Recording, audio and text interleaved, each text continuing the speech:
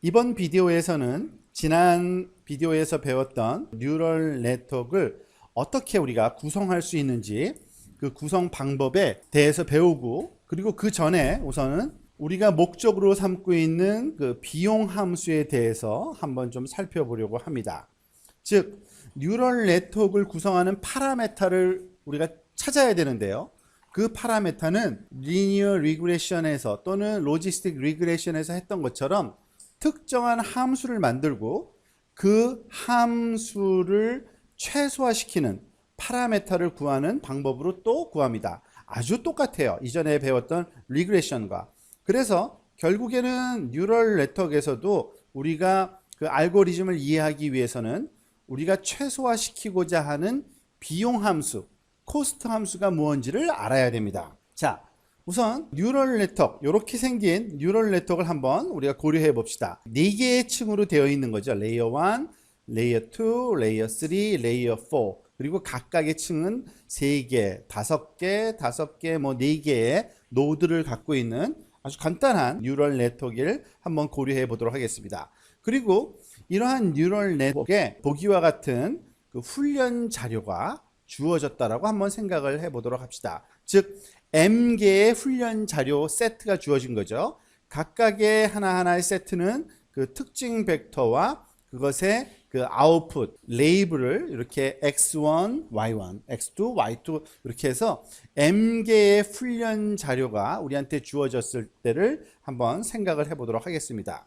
그리고 몇 가지 용어 그리고 부호를 우리가 좀 결정하고 넘어가야겠는데요. 지금 보다시피 레이어의 개수를 보통 우리는 L이라고 보통 문자로 표현할 겁니다. 즉 대문자 L은 Total Number of Layers in Network, 즉 이 신경망을 구성하는 레이어의 개수인데요. 지금 이 신경망 모양의 경우에는 L이 당연히 뭐겠어요? 4라는 값을 갖겠죠. 4개의 층으로 되어 있으니까요.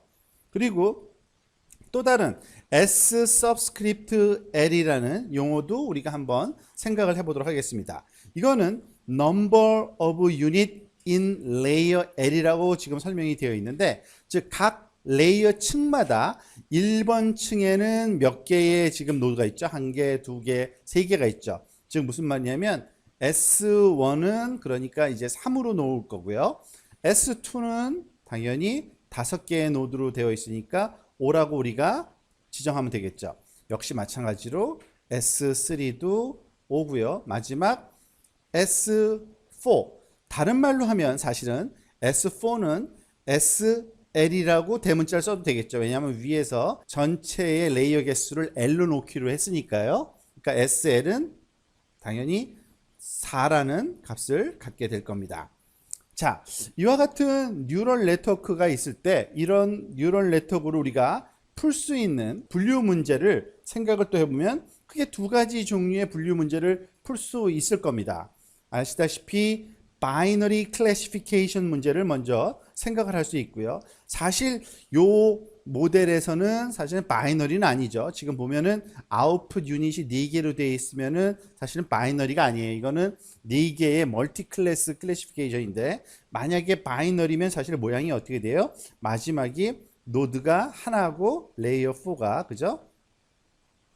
그것은 앞에 있는 그 5개의 서드 레이어로부터 값이 전달되는 이런 식의 모양을 사실은 가지고 있어야 되겠죠. 근데 어쨌든 바이너리 클래시피케이션 문제를 이와 같은 4개의 레이어로 구성된 뉴럴 네트워크를 가지고도 우리가 풀 수 있는 거고요. 그리고 이때 y 값은 당연히 0 또는 1 값만 가져야 될 겁니다. 그리고 마지막에 아웃풋은 하나의 유닛의 형태를 띌 거고요. 그리고 보통 우리가 이것을 하이퍼세시스로 우리가 함수로 표현하기 때문에 h of x의 값은 실수값 하나만 출력돼서 나오고, 그리고 기호를 활용한다면 s 대문자 L은 1이라는 하나의 노드만 갖고 있다라고 생각을 할 수 있겠죠. 그리고 멀티 클래스 클래시피케이션 문제도 이와 같은 4개의 층으로 구성된 그 신경망으로도 우리가 해결할 수 있는데, 결국 다른 말로 표현하면은 K개의 클래스를 구하는 거기 때문에 K 클래스 문제라고도 풉니다. 그럴 때 결과값으로 우리가 생각할 수 있는 y는 크기가 k개의 길이를 갖는 실수 벡터로서 생각을 할 수 있고요.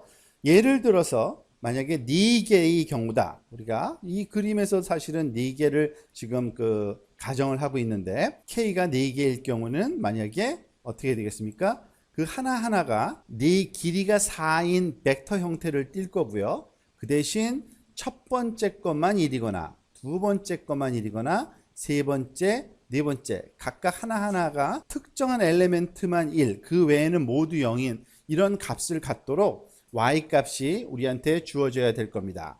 그래서 결과값은 앞에 이런 바이너리 때 h of x가 실수값으로 나오는 것처럼 이와 같이 k개의 클래스로 되어 있는 경우에는 세타, 그러니까 h of x의 값은 리얼 값이 k개가 나오는, 근데 우리가 알다시피 k 클래스의 개수는 당연히 3보다 크거나 같아야 됩니다. 왜냐하면은 1이거나 2이거나 똑같은 거예요. 왜냐하면 1 또는 0이라는 거는 2개의 클래스를 나누는 거거든요. 그러니까 3개 클래스 이상부터가 멀티 클래스 클래시피케이션이라고 보통 우리가 부르는 그 범주라고 볼 수 있습니다. 이와 같이 주어지는 좀 일반화된 신경망의 코스트 펑션을 생각하기 전에 먼저 로지스틱 리그레션의 예를 다시 한번 리뷰해 보도록 합시다. 왜냐하면 모양이 거의 유사하기 때문에 그렇습니다.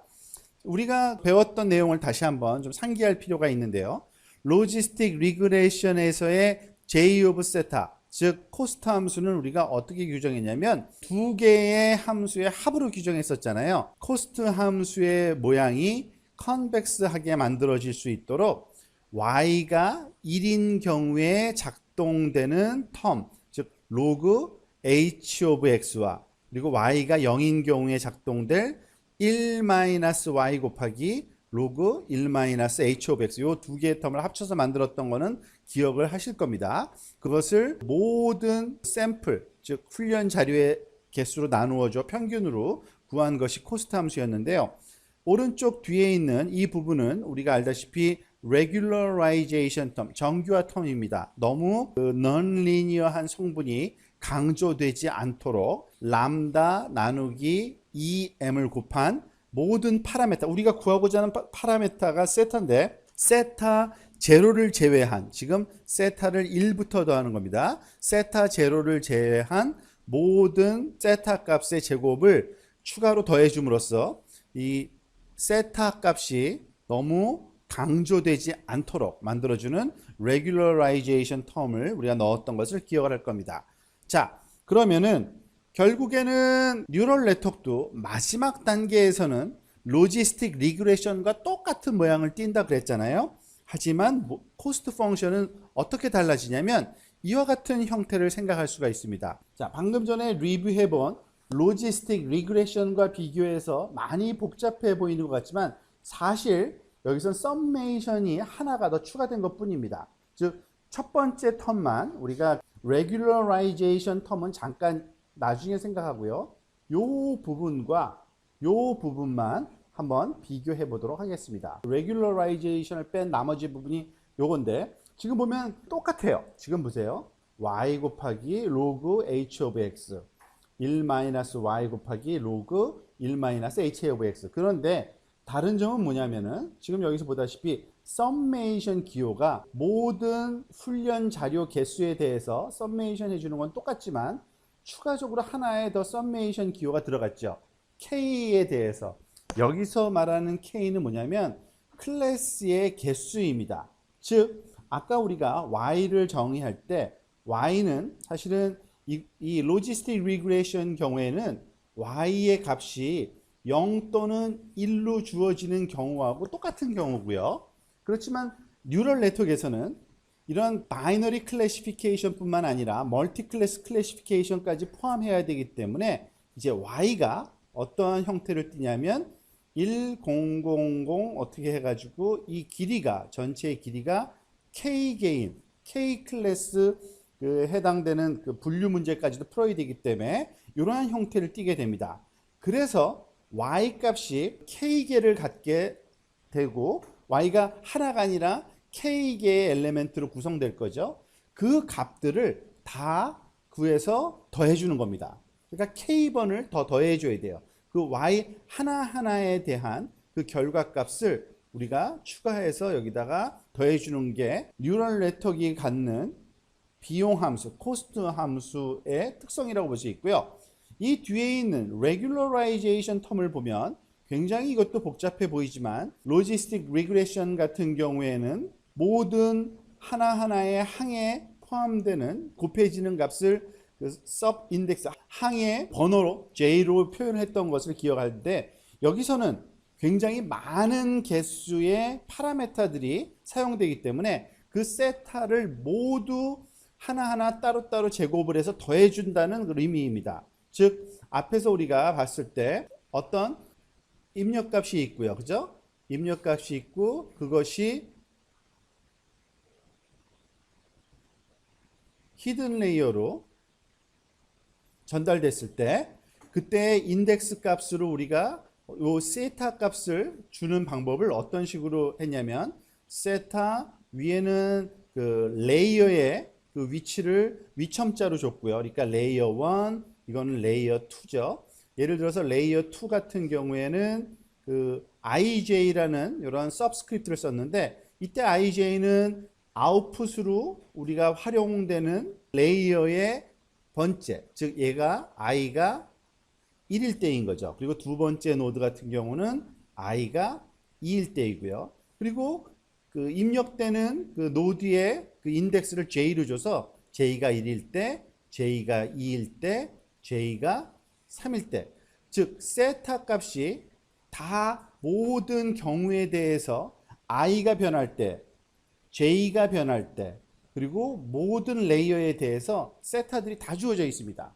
그 세타들을 파라메타들을 다 포함하는 그것을 제곱을 해줘서 이때 또 주의할 거는 L이나 I나 J가 0의 값을 가지면 안 된다는 거죠. 그거는 다 바이어스 유닛에 해당되는 거기 때문에 우리가 빼놓고요. 그 이외에 나머지 것들로 다 제곱을 해서 더해주는 역시 개수가 좀 늘어난 것 뿐이지 비용 함수의 형태는 똑같습니다.